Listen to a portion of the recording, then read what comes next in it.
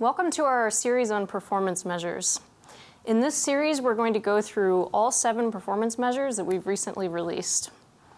So ending homelessness in the US by 2020 will require us to make significant improvements in the way our homelessness systems function.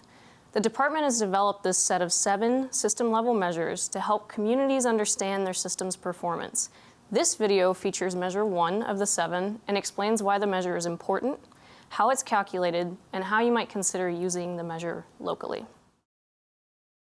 One of the most critical signs that your homeless service system is working efficiently is that people who experience homelessness are able to move quickly into a permanent housing situation. So HUD measures this by looking at the average and the median length of time people spend in homeless situations, and then looks to see if that time period is getting shorter, staying the same, or getting longer. The basic approach for this measure is to count up the number of days recorded in HMIS that a person has spent in emergency shelters and safe havens during the time period, and then find the average and median lengths of time for everyone in your system. Then separately, we look at the time a person has spent in emergency shelters, safe haven, and transitional housing. But we also understand that people tend to stay longer in transitional housing, so we want to look at the time homeless excluding transitional housing as well. So we rely on HMIS data to calculate the measure, and our goal here is to see a reduction in the average and median lengths of time people are experiencing homelessness from one year to the next. You might note that neither of these approaches include time a person might spend on the streets, because that data isn't always recorded in HMIS. Eventually, HUD will update this measure to incorporate some information from the new data element 3.17, which tracks the length of time on the street, in a safe haven, or in an emergency shelter. And we're going to use that to help understand that part of the experience. For now, though, communities with a strong street outreach participation in HMIS are encouraged to add in data from your programs if you're using it for your local analysis. It's not required for reporting to HUD, but it can be really helpful when you're looking for ways to make your system more efficient. So this performance measure has one of the more complex calculations, so let's take a close look at a few examples to help you understand how it'll work. We'll start by looking at the process you'll use to calculate each person's length of time homeless, just looking at HMIS entrances and exits. So as we mentioned in the introductory video, the reporting period for each measure is October 1st through September 30th of the following year. So let's look at Aaron. Aaron entered a safe haven project on August 1st and stayed there for 4 months through the end of November. The following September 1st, he entered a transitional housing project and hasn't exited yet. Remember, there are 2 separate calculations we'll look at. First, we'll consider just emergency shelter and safe haven enrollments, and separately, we'll measure all enrollments in emergency shelter, safe haven, and transitional housing. So when we look just at emergency shelter and safe havens for Aaron, his last enrollment in one of those project types ended during the reporting period. So in that case, we'll start with his exit date from the safe haven, look back for 365 days, and count up all of the days he was enrolled in emergency shelter and safe haven during that period of time. So he has a total of 4 months, or 122 days, of enrollment during that period of time. Next, we're going to consider emergency shelter, safe haven, and transitional housing. So since his transitional housing enrollment is still going on at the end of the reporting period, we'll look back 365 days from the end of the reporting period.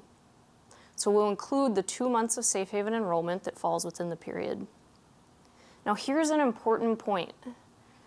You'll see that same safe haven enrollment continues back further than the start of Aaron's 365-day reporting period. Anytime enrollments are continuous beyond the last 365 days, those continuous days are also included in the calculations. So since this enrollment continues back, we'll include the whole continuous 122 days of safe haven enrollment, plus the 30 days of transitional housing enrollment for a total of 152 days. Now we'll look at another example, Ahmad. He entered a transitional housing project on July 1st and stayed there for 6 months through the end of December. The following June 1st, he entered an emergency shelter project and exited after 3 months, which was the end of August. So when we look at emergency shelter and safe havens, we start from his last exit date, which was August 31st, and look back 365 days. That's 92 emergency shelter days. Now when we add in transitional housing, we start from August 31st again and count up the 92 emergency shelter days and all of the transitional housing days that were part of the continuous enrollment, which is another 184 days, for a total of 276 days. Okay, let's look at one last detailed example. Alexis. She was in an emergency shelter last May, June, and July. Then she re-entered an emergency shelter for the June, July, and August during the reporting period. So if we start with her exit date of August 31st and look back 365 days, her first shelter enrollment doesn't fall within that date range, so it's excluded.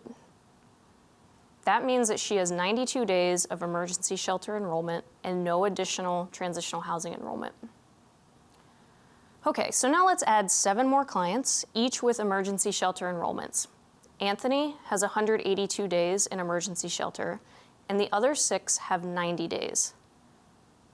We're adding more clients to show how you take these individual calculations and turn them into your system-wide average and median lengths of time. In this case, the emergency shelter and safe haven average is 103 days, and the median is 90 days. When you add in the transitional housing time, the average becomes 124 days, and the median is still 90 days.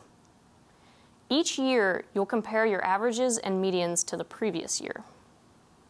Now that you understand the mechanics of how to capture each person's enrollments, let's talk about how housing people who are experiencing long-term homelessness can help you bring your averages down year over year. HUD has not set any thresholds for performance on this measure, but we do expect to see that prioritization efforts are going to lead to declining average length of time homeless over time. So let's look at 1 year in an example community. Let's say there were 5 people experiencing homelessness in this community in this year. 4 of them were in and out of emergency shelter within a few months over the course of the year. The 5th person, let's call him Alfred, had been in shelter for the last 2 years. You'll see that the average is very high, 197 days, and that the one person experiencing such an extreme length of homelessness really impacts the average. So then a few of these folks exit the system on their own. Some of them are assisted into permanent housing with subsidies, and because of the community's focus on housing chronically homeless people, Alfred was placed in permanent supportive housing during the year. So now let's look at this community's average length of time homeless again the following year. Let's say again they have 5 people experiencing homelessness over the course of the year. This time though, everyone is in and out of emergency shelters within a few months.